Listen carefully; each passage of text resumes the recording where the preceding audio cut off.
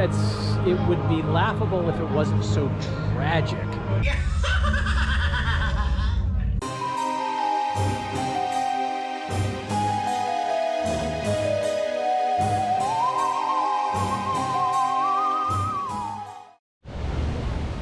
Hi, Jeff Mersace, the Plain English Attorney, and we're going to do something special for this video. But first, welcome. We are at Williamsburg's Busch Gardens, where they really do up Halloween right with their Hollow Scream. So we're going to end up doing Monstrous Myths versus Frightening Facts.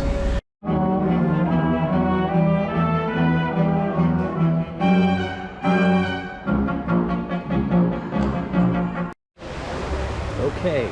So the first of the monstrous myths that are out there about estate planning: oh, I'm married. Everything goes to my spouse. I don't have to worry about a plan. Oh, no. There are actually very few states that have everything automatically going to a spouse. It's just not what happens. In fact, in North Carolina, we were working with a case about 1.5 years ago. Husband died. He had a house and an account in his name, no will. It's going basically 50-50 to his spouse and his kid, who's like 13. Well, at this point, probably 14. So when that kid turns 18, half of the value of the house belongs to him, and half of that account goes to him, and it's got to be tied up under a quote guardianship through the court until the kid turns 18. It doesn't automatically happen.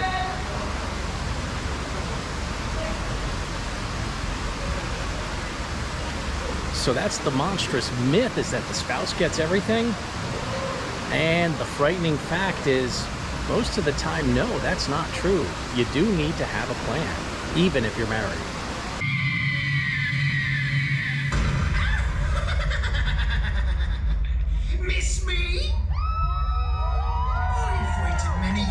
For this moment, I've traveled all of Ireland looking for a place to spend eternity, and I've decided to stay here in Killarney. So we're here, got the sign for the gray wolf. We've got the wolf pen over here. They're not werewolves, they're actual just wolves. So second monstrous myth, and this is more from attorneys. Oh, don't worry, probate fees in our state are not that high. They actually are. What they're usually talking about is the court costs. They're not talking about what the attorney gets for handling the paperwork. And it actually can end up being, you know, the frightening fact is it's somewhere between 4 and 10% is average. 4 to 10%.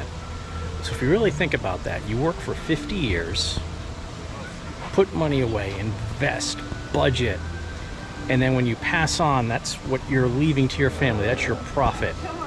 Essentially, you've worked between 2 and 5 years just to pay attorneys and court costs and other crap.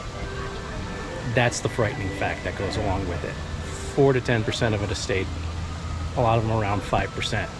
Now the other part of that, family, well, 5% and we don't have to do the work, we'll let the attorney do it. No big deal for them. But for a lot of my clients, when they're planning, they want to avoid that.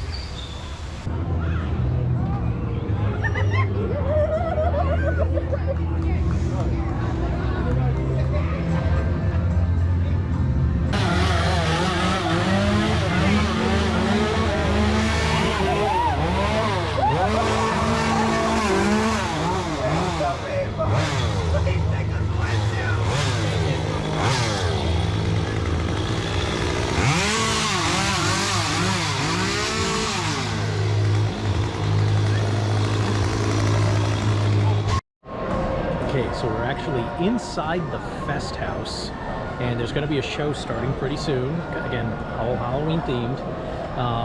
So let's talk about the third monstrous myth, that your financial information remains private even after you're dead.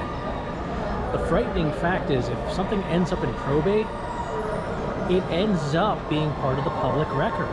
Most people don't realize that these forms have to get filled out with the probate court, listing each and every account, date of death balances, even account numbers. Any debts of the estate end up running through that file, and that whole file, because it's part of a probate court record, anyone can get access to it. In fact, I have a colleague who, a financial advisor, does seminars, talks about revocable living trust as a way to avoid probate. She goes into whatever town it is the day before, gets a probate file, and then starts reading off the assets to the audience. And one time, this guy in the back row got all upset. He was yelling and screaming, "How dare you? You've got no right. I knew her. She was a good woman, and you're disclosing all of her financial stuff. You have no right." And she said, "No, that's the point. I have every right because these are public documents." So that made everybody go, "Oh my gosh, really?" So then they started thinking more about using a revocable living trust as a way to avoid the whole probate court process. Now, if you want to learn more about avoiding probate and revocable living trusts, I'd suggest checking out my estate crash course at estatecrashcourse.com, and we'll have a link in the description to just check that out. You'll probably learn a lot more of these monstrous myths getting dispelled with some frightening facts. But if you know the truth, if you know the facts, now you can actually plan appropriately.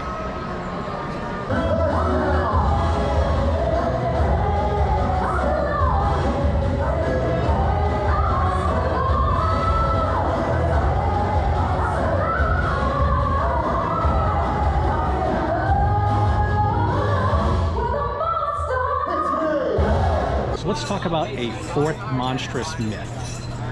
And this seems to persist through the ages because people who don't do their research just kind of hear this and they just go, "Oh, okay, I have a last will and testament. My estate avoids probate." No.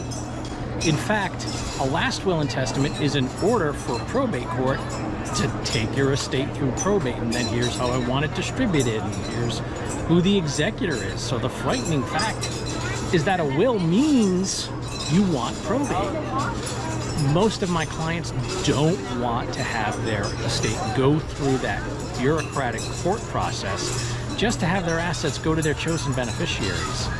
So most of my clients, when they're coming to me, they want a revocable living trust as a way to avoid probate. But a last will and testament, nah, that's not going to cut it if you want to avoid probate.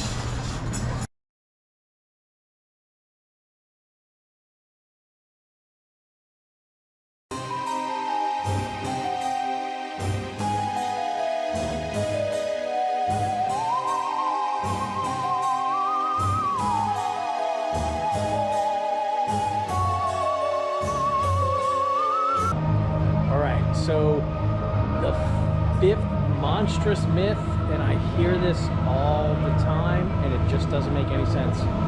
"Oh, I don't need to do an estate plan. My family knows what I want." It would be laughable if it wasn't so tragic. The fact is, without a written estate plan, everybody thinks they know what you would want. They think they should be getting a little bit more, or that they should be getting this, and then when the other beneficiaries disagree, it becomes a big fight. The fact is, you know, when you're talking about the frightening facts, it doesn't work that way. It never works that way. On average, I give it 2, maybe 3 months before everything devolves into chaos and everybody wants to grab a hold of stuff in an estate. That's just the way it works. That's the way human nature tends to work. And maybe your family's different, but do you really want to take that chance? No, the only way to solve this is to have an actual written estate plan that goes through what you want. Another frightening fact, if you have someone who qualifies to be the administrator of your estate without a written plan, they don't get to pick, "Oh, this person gets this, this person gets this." No, it's got to go according to the state's plan, not yours. So wouldn't it just make sense to have your written plan? That just makes sense to me.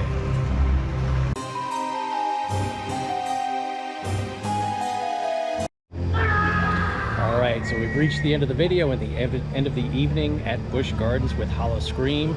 So I hope you learned a lot about those monstrous myths versus the frightening facts. And as always, please subscribe to the channel. It really does help us out, and leave a comment that you subscribed. And as always, stay safe, plan ahead, and enjoy life. And whatever you do, make it a great and spooky day.